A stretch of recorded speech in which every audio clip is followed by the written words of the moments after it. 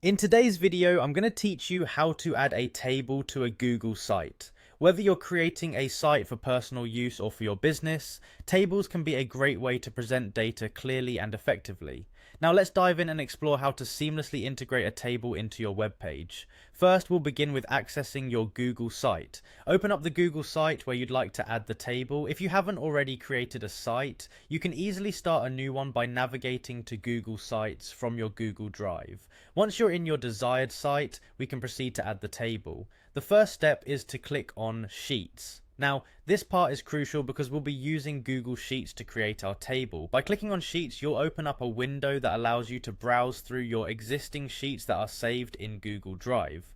If you haven't created a table in Google Sheets yet, you might want to take a moment to jump into Google Sheets, set up your data, and then return here to easily access it. After you've clicked on Sheets, the next thing you need to do is browse and select the sheet table you wish to incorporate. So within that window, you'll see all the spreadsheets available to you. Take a moment to find the one that has the data you need. Once you've located it, select that sheet. This action will facilitate the integration of your selected table into your Google site. Now moving on to the final step, you need to click on Highlight. Once you've selected your table from Google Sheets, it's important to highlight the specific data you want to be displayed on your site. You can click and drag to highlight the range of cells you're interested in. This step helps ensure that only the necessary data gets transferred onto your web page, keeping it neat and relevant.